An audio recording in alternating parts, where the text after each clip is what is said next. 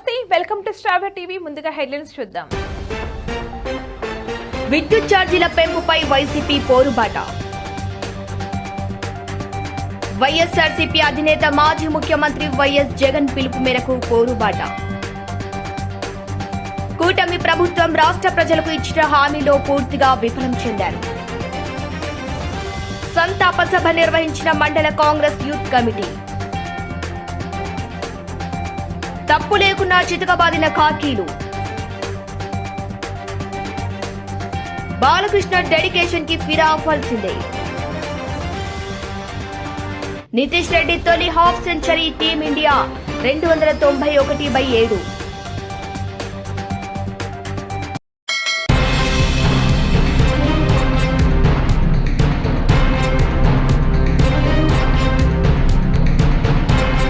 రామచంద్రపురంలో పోరుబాట కార్యక్రమాన్ని ప్రారంభించారు. సోమవారం MP Pilli Subhash Chandrabose, YCP incharge పిల్లి సూర్యప్రకాష్ ఆ పార్టీ పట్టణ కార్యాలయం నుంచి వందలాది నాయకులు, కార్యకర్తలతో కలిసి కూటమి ప్రభుత్వం పెంచిన విద్యుత్ ఛార్జీలకు వ్యతిరేకంగా భారీ ఎత్తున నిరసన కార్యక్రమాన్ని చేపట్టారు. ఈ సందర్భంగా వైసీపీ కార్యాలయం నుంచి మున్సిపల్ కార్యాలయం వద్ద ఉన్న వైఎస్ రాజశేఖర రెడ్డి విగ్రహం వద్దకు వచ్చి దివంగత నేతకు నివాళులు అర్పించారు. ఈ సందర్భంగా సూర్యప్రకాష్ మాట్లాడుతూ సీఎం చంద్రబాబు నాయుడు ఎన్నికల హామీలను అన్నింటినీ తుంగలో తొక్కి ప్రజల నెత్తిన విద్యుత్ ఛార్జీల రూపంలో గురిబండను మోపుతుందన్నారు. సుమారు 15,400 కోట్ల భారాన్ని ప్రజలపై మోపేందుకు సిద్దపడుతుందన్నారు. జగన్మోహన్ రెడ్డి ప్రభుత్వం విద్యుత్ ఛార్జీల మోత మోగిస్తుందంటూ తన ప్రభుత్వంలో అయితే ఛార్జీలను పెంచను, అవసరమైతే తగ్గిస్తాను అని చెప్పిన చంద్రబాబు ఇప్పుడు తాను చేస్తున్నదేమిటి అని సూర్యప్రకాష్ ప్రశ్నించారు. విద్యుత్ ఛార్జీలు తగ్గించే వరకు వైఎస్ఆర్సీపీ ఉద్యమాలు చేస్తూనే ఉంటుందని ఆయన అన్నారు. అనంతరం ఏపీ ఈపీడీ సిఎల్ డివిజనల్ కార్యాలయానికి కార్యకర్తలతో ర్యాలీగా వెళ్లి నిరసన తెలుపుతూ డీఈకి వినతి పత్రం అందించారు. ఈ కార్యక్రమంలో భారీ సంఖ్యలో వైసీపీ నాయకులు, కార్యకర్తలు పాల్గొన్నారు. మాజీ ప్రధానమంత్రి శ్రీ మన్మోహన్ సింగ్ గారికి కూడా నివాళులర్పిస్తూ మరి ఈరోజు రామచంద్రపురం నియోజకవర్గంలో అంటే రాష్ట్ర వ్యాప్తంగా జరుగుతున్న ఈ కార్యక్రమానికి భాగంగా పిల్లి సూర్యప్రకాష్ గారు, ఇన్ఛార్జ్ అయినటువంటి పిల్లి సూర్యప్రకాష్ గారి ఆధ్వర్యంలో ముఖ్య అతిథిగా రాజ్యసభ సభ్యులు శ్రీ పిల్లి సుభాష్ చంద్రబోస్ గారు ఆధ్వర్యంలో ఈ కార్యక్రమం జరుగుతుంది. కార్యక్రమం ముఖ్య ఉద్దేశం ప్రజలపై 6 నెలల క్రితం జరిగిన ఎన్నికలలో ఏవైతే హామీలు ఇచ్చారో కూటమి ప్రభుత్వం, ముఖ్యంగా చంద్రబాబు నాయుడు గారు ఎక్కిన గుమ్మం ఎక్కకుండా, దిగిన గుమ్మం దిగకుండా, ఎక్కిన స్టేజ్ ఎక్కకుండా ఒకే ఒక మాట చెప్పేవారు. మీకు అందరికీ తెలిసి మీడియా మిత్రులారా, 5 సంవత్సరాల్లో కూడా మేము అధికారంలోకి వస్తే ఏ నెల కూడా కరెంటు బిల్లులు పెంచం అని మీ అందరి సమక్షంలోనే ముఖ్యమంత్రి చంద్రబాబు నాయుడు గారు ప్రతి సభలను కూడా చెప్పడం జరిగింది. మరి ఈ రోజు చూస్తే 6 నెలలు అవ్వలేదు ప్రభుత్వం ఏర్పడి, అప్పుడే వట్టలను మొదలని అంటే బంధువుల్లో కూర్చుంటే భోజనం వట్టలు చేస్తారో తెలియదు కానీ ఈ కూటమి ప్రభుత్వం 6 నెలలు తిరగకముందే ప్రజల వీధులపై, నట్టులపై వట్టలను మొదలెట్టారు. దీన్ని మేము వ్యతిరేకిస్తున్నాం. ఎందుకంటే ఏ రోజైతే మీరు ఇచ్చిన హామీలని, అంటే గతంలో కూడా తెలుసు మీరు ఇచ్చిన హామీలు ఏమీ కూడా నిలబెట్టుకోరని చెప్పేసి, అయినా ప్రజల్ని మభ్యపెట్టి ప్రజలు మోసపోయి మీకు ఓట్లేసి గెలిపించారు. మళ్ళీ చాలా మామూలు అన్నట్టు ఈరోజు కరెంటు బిల్లులు ఆల్రెడీ మొన్న నవంబర్, డిసెంబర్లో 6,000 కోట్ల రూపాయలు పైబడి కరెంటు బిల్లులు ప్రజలపై రుద్దారు. మళ్ళీ 15,848,000 కోట్ల రూపాయలని ప్రజలపై రుద్దడానికి మీరు ప్రయత్నం, రేపు జనవరి బిల్లుల్లో ప్రయత్నం చేస్తున్నారంటే ముఖ్యంగా ఈ వైఎస్ రాజశేఖర రెడ్డి గారు ఏదైతే పేద ప్రజల సంక్షేమం కోసం ఎలా కష్టపడ్డారో అదే రీతిన శ్రీ జగన్మోహన్ రెడ్డి గారు ఈరోజు పేద ప్రజల అత్యున్నతికై ఆయన వెన్నెంటూ ముందు ఇలాంటి ప్రజా ఉద్యమాలు, ప్రజల్ని ఇబ్బంది పెట్టే ఏ ఉద్యమానికి అయినా సరే ఆయన ముందుండి ఈ ప్రజా ఉద్యమాలు నెరవేరుస్తారని చెప్పేసి ముఖ్యంగా నేను ఒకటే చెప్తున్నాను మిత్రులారా, మీకు ప్రజల్లో అయితే తీవ్రమైన వ్యతిరేకత ఉంది కరెంటు బిల్లుల్లో. ఎందుకంటే ఇంతకు ముందు ఏదో రూపాయి పావలా పెంచుతుంటేనే అంత రచ్చ చేస్తే మీరు అధికారంలోకి 6 నెలలు తిరగకుండానే ఇంత దారుణంగా ప్రజలపై కరెంటు బిల్లులు రుద్దుతున్నారంటే చంద్రబాబు నాయుడు గురించి ఒకే ఒక విషయం చెప్పదలుచుకుని నేను చెప్పి ముగిస్తాను. మీకు అందరికీ తెలుసు, జాదూ గారు ఆనంద్ అంటే ప్రపంచంలో అత్యద్భుతమైన మెజిషియన్. ఆయన మించిన మెజిషియన్ లేరు. కాకపోతే ఆయన మించిన మెజిషియన్ నేనున్నాను అంటూ ఈరోజు చంద్రబాబు నాయుడు గారు మాట్లాడుతున్నారు. ఎందుకంటే జాదూ గారి ఆనంద్ గారి గురించి ఒక ప్రత్యేకమైన విద్య ఉంది ఆయన దగ్గర. మన మున్సిపల్ ఆఫీసులో అంటే ఒక హాల్ ఉంటే హాల్లో స్టేజ్ మీద కూర్చుని ఇదిగో ఏనుగు కనపడుతుందా మీకు? ఏనుగు ఉంది ఇక్కడ అంటారు. నిజంగా మనందరికీ కూడా కనపడుతుంది ఆ ఏనుగు. మీటింగ్ అయిపోయిందంటే, షో అయిపోయిందంటే చూస్తే కనీసం లోపలికి వెళ్ళి గేట్ కూడా ఏనుగు కాదు కదా, నలుగురు మంది కలిసి వెళ్ళే గేట్ కూడా ఉండదు అనమాట. కానీ ఆ లోపల మనకి ఏనుగు కనబడుతుంది. అంటే దాన్ని మించిన విధంగా ఈరోజు చంద్రబాబు నాయుడు గారు ఒక మెజిషియన్ అవతారం ఎత్తి ప్రజలు అంటే మీరు నేను అమలు చేస్తానని చెప్పి లోపల మాత్రం వాగ్దానాలు ఎట్టి పరిస్థితుల్లో అమలు చేయకూడదనే మాట మనస్తత్వం ఉన్న నైజం ఉన్న వ్యక్తి నారా చంద్రబాబు నాయుడు గారు. ఈరోజు చేసుకుని కాపులా మీరు పెట్టుకోండి అన్నపడ వెళ్ళదు బంగారం తెప్పించుకున్నారు. అంటే అంత నమ్మలేని పరిస్థితి దుస్థితి ఆనాడు ఉంటుంది. మన్మోహన్ సింగ్ గారు ప్రధాని అయిన తర్వాత మరి ఆర్థిక సంస్థలు చేపట్టి ఒక విప్లవాత్మకమైనటువంటి మార్పు తీసుకొచ్చారు. ఇంకేత ఈ దేశ ఆర్థిక పరిస్థితి కూడా సస్యశ్యామలం జరిగిన కారణం మహనీయుడు ప్రముఖ ఆర్థికవేత్త మన్మోహన్ సింగ్ గారు. అంతేకాకుండా ఉపాధి హామీ పథకం రూపశిల్పి ఉపాధి హామీ పథకం ఈ దేశంలో ఉన్నటువంటి దాదాపుగా 67% మంది ఉన్నారు బడుగులు బలహీనులు. మరి అటువంటి 67% మందికి ఎప్పటికే వారికి 200 రోజులు పని మాత్రమే ఉంటుంది. ఇంకా 165 రోజులు పన్ను పెట్టలేదు. ఒక 100 రోజులు మనం కూడా అదనంగా పనిచేసినట్టయితే మన కుటుంబం సురక్షంగా ఉంటుందని ఆలోచన చేసి ప్రపంచ దేశాలను ఆశ్చర్యపోయేలాగా మరి మహాత్మా గాంధీ ఉపాధి హామీ పథకాన్ని తీసుకొచ్చినటువంటి మహనీయులు, మరి పేదల పెన్నిది అనేటువంటి మహనీయులు మనకు లేకపోవడం విధంగా మనం చాలా గొప్పస్తున్నాం. ఈవేళ మనం మన అధ్యక్షుడు పిలుపు మేరకు పెంచిన విద్యుత్ రేట్లు కానీ ప్రధానమంత్రి గారు మనం చేయడం ఇబ్బందికర పరిస్థితులు భావించాం. కానీ అందరూ కార్యకర్తలు వచ్చిన తర్వాత మాట్లాడాలని నిరాశ నిస్పృహం విడిచేయకూడదనే ఉద్దేశంతో పనిచేస్తున్నాం తప్ప దయచేసి మన్నించవలసిందిగా ప్రజలందరికీ కూడా మేము ప్రత్యేకంగా మేము విజ్ఞప్తి చేస్తాం. ఏ ప్రభుత్వమైన అధికారంలోకి వచ్చే ముందు కొన్ని హామీలు ఇస్తున్నాం. ఆ హామీని తూచా తప్పకుండా అమలు చేసినటువంటి ఏకైక ముఖ్యమంత్రి శ్రీ జగన్మోహన్ రెడ్డి గారు. మనకు 1952 సంవత్సరం నుంచి ఎప్పటి వరకు ఎన్నికలు జరిగినాయి.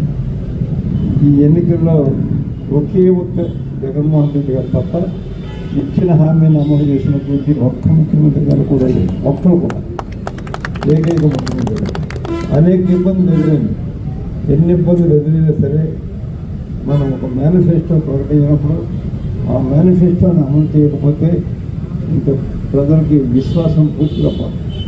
ఇప్పటికీ ప్రజాప్రభుత్వాల మీద, రాజకీయ పార్టీల మీద, రాజకీయ నాయకుల మీద విశ్వాసం సన్నగిలింది. ఆ పోయిన విశ్వాసాన్ని మళ్ళీ మనం తిరిగి పెంపొందించుకోవాల్సినటువంటి అవసరం ఉంది. అలాగ అవసరం దాన్ని మనం పాటించకపోతే ప్రజాప్రభుత్వాలు నిలబడే పరిస్థితి లేదు. కాబట్టి ప్రజాస్వామ్యమే విచ్ఛిన్నమయ్యే పరిస్థితి దగ్గరలో ఉంది అనేది నాకు అనుమానం వచ్చింది. కాబట్టి ఖచ్చితంగా అమలు చేస్తానని ఎన్ని ఆర్థిక ఇబ్బందులు ఎదురైనప్పటికీ కూడా అన్న మాట ప్రతి మాట అమలు చేసినటువంటి ఏకైక ముఖ్యమంత్రి దేశంలోనే జగన్మోహన్ రెడ్డి గారిని మాటిస్తున్నాను. మరి వాళ్ళు విద్యుత్ ఛార్జీలు ఉన్నారు. సామాన్య మానవుడు ఒక్కడే కాదు బాధపడతారు. మధ్యతరగతి కుటుంబీకులు, చిన్న తరహా పారిశ్రామికవేత్తలు అందరూ కూడా పెంచిన విద్యుత్ రేట్ల గురించి వెలవెల్లాడిపోతూ ఉన్నారు. నిజంగా చాలా దురదృష్టం. ఈ రకమైన పరిపాలన ఎప్పుడూ కూడా కింద స్థాయి మనుషులు, కింద స్థాయి ప్రధానికాన్ని, చిన్న చిన్న వ్యాపారస్తులు, మధ్యతరగతి కుటుంబీకులని, చిన్న పారిశ్రామికవేత్తలు వీరందరినీ కూడా మనం ప్రోత్సహించకుండా వారు నడ్డి విరిస్తే నష్టపోయేది మాత్రం మీరే అనేది దయచేసి గమనించండి అని ఈ సందర్భంగా గౌరవ ముఖ్యమంత్రి గారికి నేను విజ్ఞప్తి చేస్తున్నాను. ఆవేళ ఏం చెప్పారు? ఇవాళ చేస్తున్న పని ఆవేళ ₹1 కూడా మేము విద్యుత్ పెంచము అని చెప్పడం ఇవాళ భరించలేని పరిస్థితిలో మరి విద్యుత్ ఛార్జీలు పెంచి ప్రజలు నడ్డి విరిస్తూ ఉన్నారంటే మరి అమలు నా మట్టుకు నేనే చాలా బాధపడుతూ ఉన్నాను. ప్రతి విద్యుత్ ఛార్జీలు చెల్లించడానికి చాలా ఇబ్బందికర పరిస్థితి మేము ఎదుర్కొంటూ ఉన్నప్పుడు మీరు ఎందుకు ఆలోచన చేయరు? ఎందుకు ఎంత రేట్లు పెంచుతూ ఉన్నారు?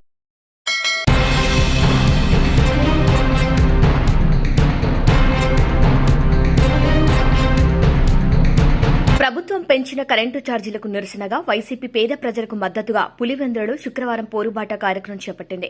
ఈ కార్యక్రమ ర్యాలీలో ఎంపీ వైఎస్ అవినాష్ రెడ్డి పాల్గొన్నారు. ఈ ర్యాలీ పాత ఎమ్మెల్యే ఆఫీస్ నుంచి విద్యుత్ డివిజనల్ అధికారి కార్యాలయం వరకు సాగింది. ఈ ర్యాలీలో పెద్ద ఎత్తున వైసీపీ శ్రేణులు పాల్గొన్నారు. ప్రభుత్వం పెంచిన విద్యుత్ ఛార్జీలను తగ్గించాలంటూ నినాదాలు చేశారు.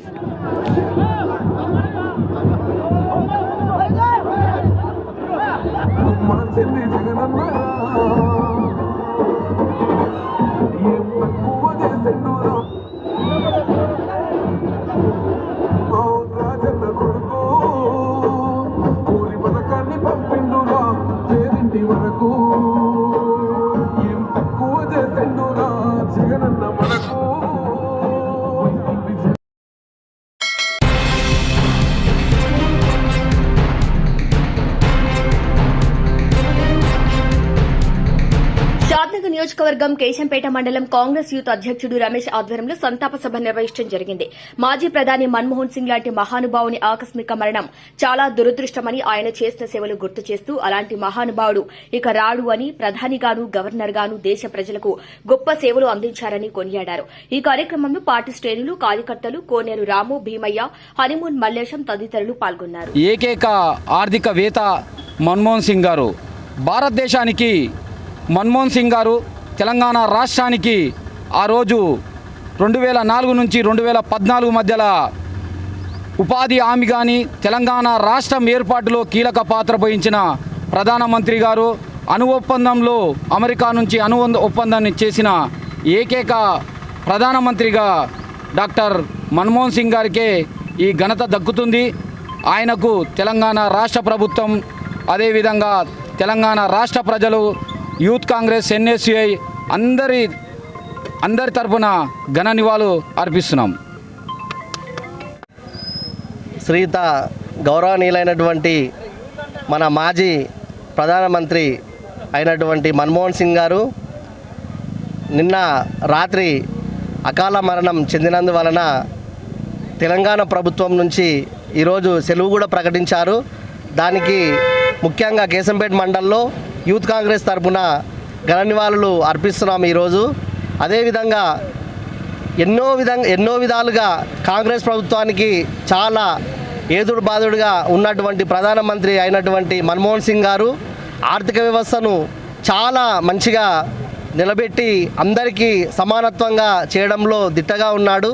దానికి విధంగా మనం ఈరోజు కేశంపేట మండల్ అంబేద్కర్ చౌరస్తా వద్ద ఆయనకు నివాళులు అర్పించి, అందరి తరపున నివాళులు అర్పించి మనం ఆయనకు ఎన్నో విధాలుగా ఆయనను స్మరించుకుంటూ మంచిగా ఉండాలని చెప్పేసి, అదేవిధంగా ఆయనంత బతుకు మనము బ్రతికి మంచి పేరు తెచ్చుకోవాలని చెప్పేసి కేశంపేట మండల యూత్ కాంగ్రెస్ తరపున మేము ముఖ్యంగా నివాళులు అర్పించి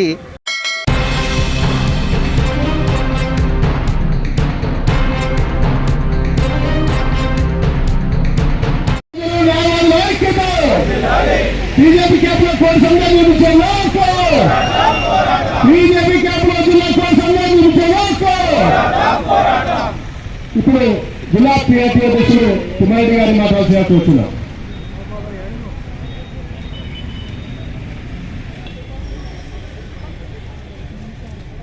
అందరికీ అనానుకూలమైన ప్రాంతంలో, ప్రజా ఆమోదం లేని ప్రాంతంలో నిర్మించడానికి తలపెట్టినప్పుడు మరి ఈరోజు అందరికీ ఆమోదయోగ్యమైనటువంటి, అందరికి అందుబాటులో ఉన్న స్థలంలో మన బీజేపీ కార్యాలయంలో నిర్మించాలని ఈరోజు 12 రోజులుగా మరి ఈ దీక్ష ధర్నా కార్యక్రమాన్ని నిర్వహిస్తున్నటువంటి Gadwal bar association committee members అందరికీ, అదేవిధంగా కక్షిదారుల సంఘం సభ్యులందరికీ, అదేవిధంగా వీరికి మద్దతు ఇవ్వడానికి పెద్ద ఎత్తున వచ్చినటువంటి ప్రజా సంఘాలకు, రాజకీయ నాయకులకు, మరి ముఖ్యంగా ఈరోజు ఐజా అఖిలపక్ష కమిటీ తరఫున విచ్చేసిన కమిటీ సభ్యులకి, అందరికీ కూడా మన progressive recognise teachers union Telangana state Jogulamba Gadwal జిల్లా శాఖ తరఫున మీ అందరికీ పేరు పేరున ఉద్యమాభినందనలు తెలియజేస్తూ సంపూర్ణంగా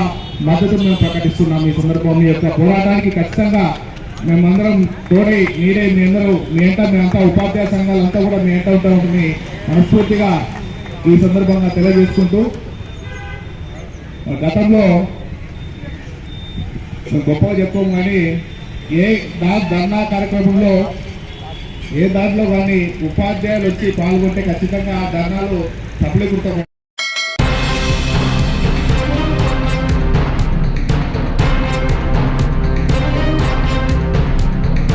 గండం గట్టెక్కింది. మెల్బోర్న్ టెస్ట్ తొలి ఇన్నింగ్స్ లో ఎదురెదుతున్న టీమిండియాను తెలుగు కుర్రాడు నితీష్ కుమార్ రెడ్డి ఆదుకున్నాడు.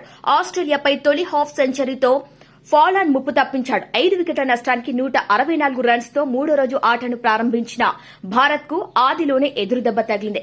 ఇన్నింగ్స్ 55వ ఓవర్లో వికెట్ కీపర్ రిషబ్ పంత్ ను బొలాండ్ అవుట్ చేశాడు. దీంతో క్రీజ్ లోకి వచ్చిన నితీష్ కుమార్ జడేజాతో కలిసి ఒక్కో పరుగు జోడిస్తూ స్కోర్ బోర్డు ముందుకు నడిపించారు.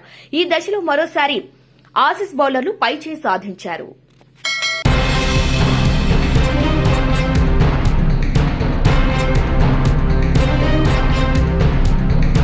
బాలకృష్ణ డాకు మహారాజ్ సంక్రాంతి కానుకగా జనవరి 12న విడుదల కానున్న విషయం తెలిసిందే. ఇటీవల ఈ సినిమాలోని బాలయ్య పర్ఫార్మెన్స్ గురించి దర్శకుడు కెఎస్ రవీంద్ర ఆసక్తికరంగా మాట్లాడారు. నా కెరియర్ లో ఇప్పటి వరకు అలాంటి నటుడిని చూడలేదు. డూప్ అనే పేరెత్తితే ఆయనకు పూనకం వస్తుంది. 60+ ఏజ్ లో కూడా డూప్ లేకుండా నటించడానికే బాలయ్య ఇష్టపడతారు. ఆయన డెడికేషన్ కి ఎవరైనా ఫిదా అయిపోవాల్సిందే అన్నారు. ఇంకా చెబుతూ ఇందులో కథానుగుణంగా కొన్ని ఎమోషనల్ సీన్స్ ఉన్నాయి. ఆ సన్నివేశాల్లో బాలయ్య నటన అద్భుతం. నిజంగా ఇలాంటి యాక్టర్ చాలా అరుదుగా ఉంటారు. దర్శకుడిగా నాకు పూర్తి సంతృప్తినిచ్చిన సినిమా డాకు మహారాజ్ అని తెలిపారు director KS Ravindra. Balayya blockbusters Samarasimha Reddy, Narasimha Naidu, Akhanda సినిమాలను మించి ఈ సినిమా ఉంటుందని నిర్మాత సూర్యదేవర నాగవంశీ ఇటీవల మీడియా ముఖంగా చెప్పిన విషయం తెలిసిందే. మొత్తంగా దర్శక నిర్మాతలు ఈ సినిమాపై వ్యక్తపరుస్తున్న అభిప్రాయాలు సినిమాపై అంచనాలు పెంచేస్తున్నాయి. మరి ఫలితం ఎలా ఉంటుందో వేచి చూడాలి.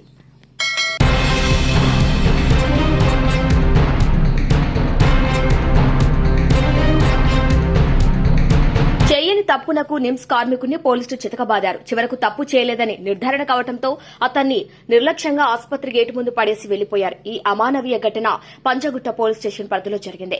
పోలీస్ దెబ్బలకు నిమ్స్ గేటు ముందు సొమ్మసిల్లి పడిపోయిన బాధితుని తోటి కార్మికులు ఎమర్జెన్సీ వార్డులో చేర్చారు. నిమ్స్ కార్మికులు, కార్మిక సంఘాల నాయకులు తెలిపిన వివరాల ప్రకారం దుండిగల్కు చెందిన రవికుమార్ నిమ్స్ కు చికిత్స కోసం వచ్చాడు. వైద్యులు ఎంఆర్ఐ చేయించాలని సూచించగా ఆ విభాగానికి వెళ్లి ఎంఆర్ఐ స్కానింగ్ కోసం సిద్దమయ్యాడు. కానీ ఎంఆర్ఐ కోసం వచ్చే వారి వెంట తప్పనిసరిగా ఓ సహాయకుడు ఉండాలి. అతని వెంట ఎవరూ లేకపోవడంతో ఆ విభాగంలో పనిచేస్తున్న లింగయ్య అనే కార్మికుడికి సెల్ ఫోన్ దుస్తులనిచ్చి స్కానింగ్ చేయించుకున్నాడు. స్కానింగ్ ముగిసిన తర్వాత బయటకు వచ్చిన రవికుమార్ కు లింగయ్య దుస్తులు, సెల్ ఫోన్ అందించాడు. తన బంగారు గొలుసు కూడా ఇచ్చానని, దాన్ని కూడా ఇవ్వాలని కోరాడు. తమకు ఫోన్ దుస్తులు తప్ప ఇలాంటి ఆభరణం ఇవ్వలేదని చెప్పినా వినకుండా తన గొలుసు మాయం చేశాడంటూ గొడవకు దిగాడు. అంతటితో ఆగకుండా సెక్యూరిటీ కార్యాలయానికి చేరుకుని సెక్యూరిటీ అధికారికి విషయం చెప్పాడు. తాను దొంగతనం చేయలేదని లింగయ్య చెప్పినా వినకుండా సదరు సెక్యూరిటీ ఆఫీసర్ను పోలీసులకు ఫిర్యాదు చేశాడు. పోలీసులకు దొంగతనం చేయలేదని లింగయ్య ఎంత చెప్పినా వినకుండా బలవంతంగా పోలీస్ స్టేషన్ కు తీసుకువెళ్లారు. ఇక్కడ సీన్ కట్ చేస్తే గురువారం రాత్రి లింగయ్య నిమ్స్ మొదటి గేటు ముందు అపస్మారక స్థితిలో పడి ఉన్నాడు. అది గమనించిన సిబ్బంది ఎమర్జెన్సీ వార్డుకు తీసుకువెళ్లారు. ఒంటి నిండా గాయాలతో ఉన్న లింగయ్య తనకు జరిగిన అన్యాయాన్ని తోటి కార్మికులకు చెప్పాడు. తాను దొంగతనం చేశానని రోగి రవికుమార్ నిమ్స్ సెక్యూరిటీ అధికారి రామారావుకు ఫిర్యాదు చేయడంతో తనను పోలీసులకు అప్పగించారని, పోలీసులు స్టేషన్లో తనను చితకబాదారన్నారు. చివరకు బంగారు గొలుసు ఆ రోగి జేబులోనే దొరికిందని నిర్ధారించుకుని తనను తీసుకువచ్చి గేటు ముందు పడేశారని వాపోయారు. ఇక లింగయ్యపై చేయని దొంగతనం నింద మోపడంతో పాటు పోలీసులు చితక బాదటాన్ని ఖండిస్తూ కార్మికులు, కార్మిక సంఘాల నాయకులు ఎమర్జెన్సీ వార్డు వద్ద నిరసన తెలిపారు. డ్యూటీ ఆర్ఎంఓ వచ్చి సమస్యపై అధికారుల దృష్టికి తీసుకువెళ్తారని, లింగయ్యకు న్యాయం జరిగే విధంగా చూస్తానని చెప్పడంతో నిరసన విరమించారు.